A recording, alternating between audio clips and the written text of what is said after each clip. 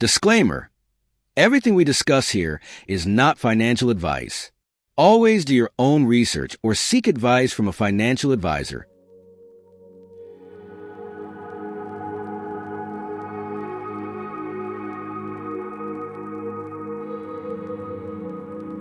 Welcome to a new episode of ChargePoint Studio. In this episode, we'll be reviewing Q1 of fiscal year 2026. I'll start with the negatives and end with the positives from the past quarter. After reading the financial results, I was initially disappointed. This quarter was closely watched by many, and a lot of people believed that CEO Rick Wilmer would focus more on the company's profitability.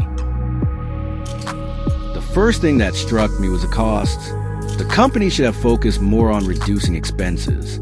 The research and development department incurred higher costs compared to the last quarter. Sales and marketing also spent more money.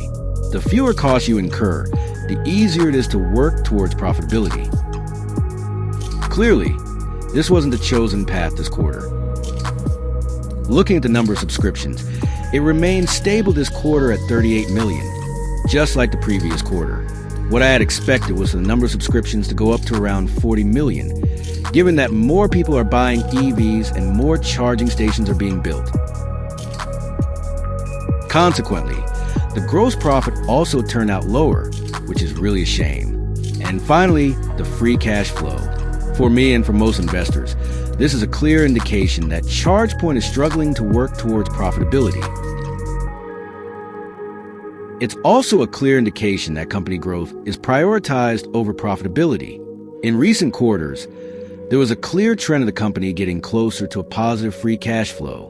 However, this quarter was 34 million in the red, significantly more than the 4 million last quarter. This is also a clear indication to me that the company has experienced a setback in making the company profitable and considers growth more important. So was this quarter all bad? Certainly not. Administrative costs within the company significantly decreased. This led to a total operating expense reduction of 4 million. The total cost over revenue was lower, which is very good. This also accounted for almost 4 million less in incurred costs. Total cost of revenue now stands at 69 million. The total operating expenses clearly came in lower, which is good. The net loss is now 57.1 million. It was 64.6 million the quarter before, so there's an improvement of approximately 7.5 million. Although this is good, many investors had hoped that the net loss would be around 50 million. There's clearly improvement, but for many investors it's too slow. What can we expect in the coming months? ChargePoint now has important decisions to make. What course will the company steer?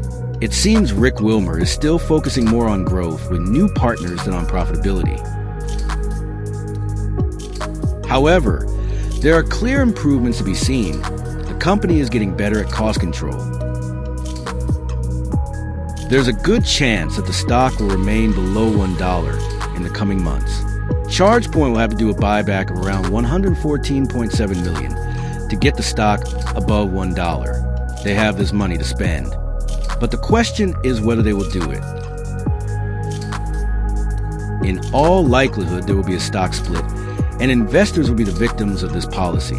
The scenario outlined earlier that ChargePoint will become profitable next quarter is now unfortunately ruled out.